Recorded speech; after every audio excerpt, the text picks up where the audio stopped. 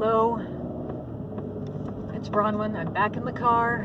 It was an interesting departure to have a prepared statement last time and to be in my own house while I was doing it.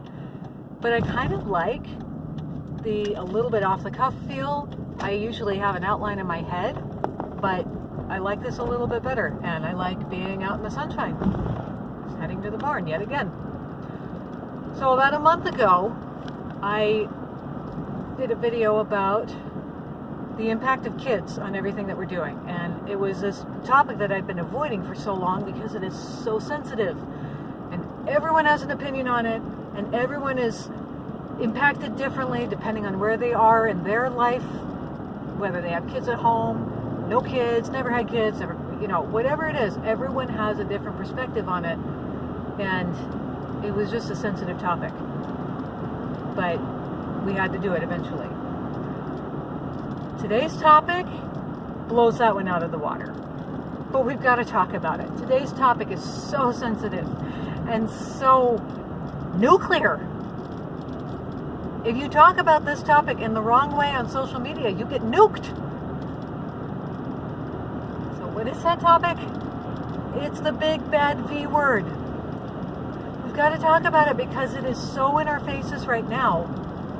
And to some degree has been for the last year, because it's not quite condensed down to the level of a slogan, but there was very much a belief and a line that the only way out of this situation is a vaccine. The only way that we can get out of this horrible, nasty, no good, very bad situation is a vaccine. And there are people who believe it has to be a vaccine for all 7 billion people on Earth. I'll tell you what I'm not going to do with this, though. I'm not going to go into all of the science, all of the data, how it's working, how it's not working, any of those things, because plenty of other people are talking about that. Like most of my topics, I want to take it from a perspective that I don't see out there. Lots of people are talking about the science and data, whether they agree with it or not. Lots of people are already doing that. Hardly anyone is looking at it big picture. Where does this end? All right. What's the issue with saying the only way out is a vaccine? Well, it doesn't impact everyone the same way. Some people will get it and never know. Why did they need a vaccine? To protect everyone else? But where does it end that we're responsible for everybody else? Okay, where does it end that there's a bug that you don't like and we need to completely eliminate it from the earth? I'm sure we've all studied food webs and ecosystems to some degree or another. You have a food web where this thing eats this thing and it eats this thing and then so on and so forth, and they all eat each other. And then you have an ecosystem like a water cycle where the water evaporates from over here, it's in the atmosphere, and then it moves over here and it comes down here, and all of these things are all connected all over the world. All of these weather systems, all these food systems, they're all connected. What happens when you eliminate something out of that system? You can't take something away and not expect some kind of ripple effect. Does it collapse in on itself? Does something else move in and take that niche? What happens? The answer is not nothing. You can't pour tons of energy and effort into eliminating something and not expect something to happen that you didn't want. So what happens when you're trying to eliminate one or more bugs from the world? Nature abhors a vacuum. Does something else take its place? My concern with a lot of these bugs that we have co-evolved with over millennia, they've become part of our development. If we eliminate them, what happens to our development? I see evidence that we were meant to have a fever now and then.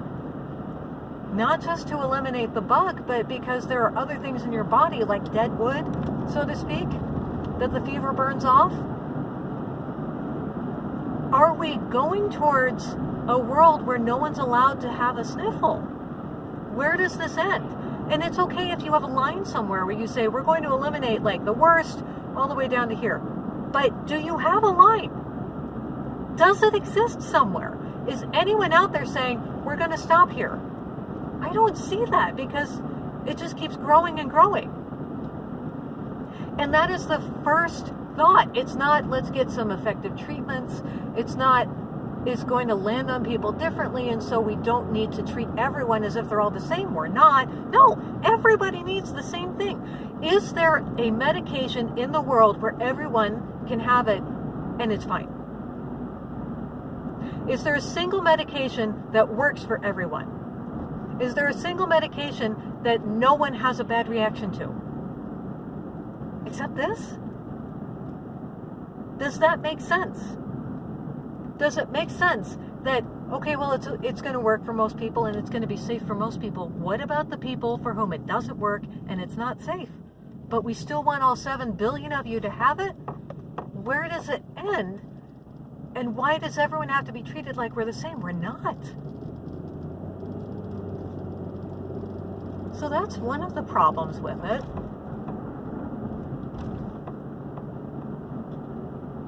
The other idea is we need all 7 billion people to have it. Okay, where does that, we need you to have it for this dose. Oh, well, now we see that you need another dose, and then that's 7 billion more doses. And, well, now here's a new bug.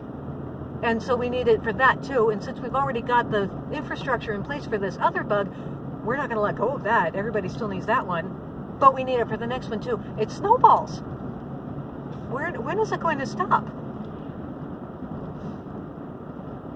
And what do you do for those people for whom it's really not a good idea? So it was many, many years ago that I saw the connection between what we call vaccination and what most people would term a religious rite.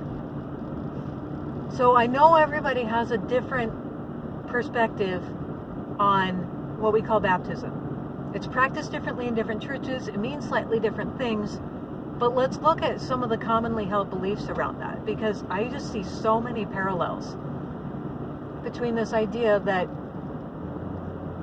you are unclean and we're going to make you clean, all right? With a baptism, you're born with original sin, or you get to a place in your life where you have sinned. You are unclean. Here is this holy water, and someone with vested religious authority is going to administer this holy water to you, whether that's sprinkling, whether it's immersion, whether it's some other method. This water will make you clean. And it also makes you a member of this society. This is a saving thing that we're doing for you. All right, now let's shift over to the idea of a vaccination. You are born with original sin. You're not clean. You're not saved until you have the holy water that is within this syringe that is administered by the clergy known as a doctor. Once you have it, you're saved. You're okay. And you are a full member of society. You have the pass to go everywhere. If you don't have it, you are unclean. We don't want you. And you are unsaved. And it doesn't seem to matter that you can find all kinds of people in both instances that seem to lead okay lives without it. No. Those are unclean people. Don't emulate them. We're heading to the point where you are not a full member of society without the saving ordinance, secular though it is, that we call vaccination. And it may not be that we're going to go door to door and have something forced into you, but you can't work, you can't go to school, you can't travel, you can't go to any community event, whether it's sports or arts or church. You can't be a part of society without it. It's the same thing. Oh, we're not forcing you. You might as well. And it is every bit the same as a belief system that says you're not okay without it. It doesn't matter if you've already had the disease, which, by the way, been there, done that, got the t-shirt. I've had worse flu.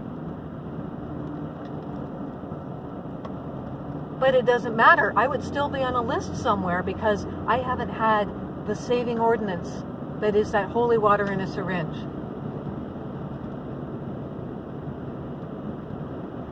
Where does it end?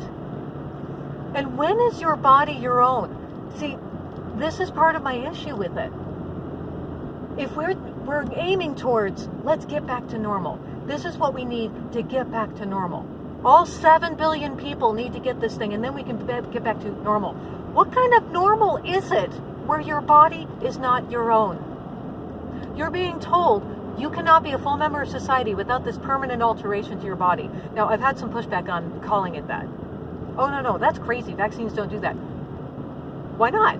If it doesn't have a lasting impact on your body, then what do you think it does? And why are you getting it? If it doesn't have a lasting effect, then why are you doing it? You just haven't looked at it that way because you think it's no big deal. It might not be for you, but for the next person down the road, it might be. For the next person down the road that has an anaphylactic reaction. Because one size doesn't fit all. But it'll get to the point where you say, one dose isn't good enough, now we need 2. Okay, well, now we have eliminated that bug, we need to go to the next bug. And now you're not good enough unless you have all the doses for that bug, and all the doses for the next bug, for the next one. How is it normal if your body doesn't belong to you? It belongs to some authority figure that decides that you need the next dose. Oh, well, we're doing it for the good of humanity. You know, we want to be out there and be safe in the community so that we're not spreading it. Once again, when is your body your own? When are you responsible for your own body and not everybody else's? Because you cannot be responsible for everyone else's. No one has that capacity. I cannot be responsible for you. And you know what? You don't want me responsible for you. Because I'm going to make decisions that aren't good for you. Not because I hate you, but because I don't know you. You've got to be responsible for you. You do not have claim on my body. I don't have claim on yours. It is a risk to be in the world, even in your own home. At some point, you have to accept risk in order to live. So when will it be enough? Your body does not belong to the collective. It's yours.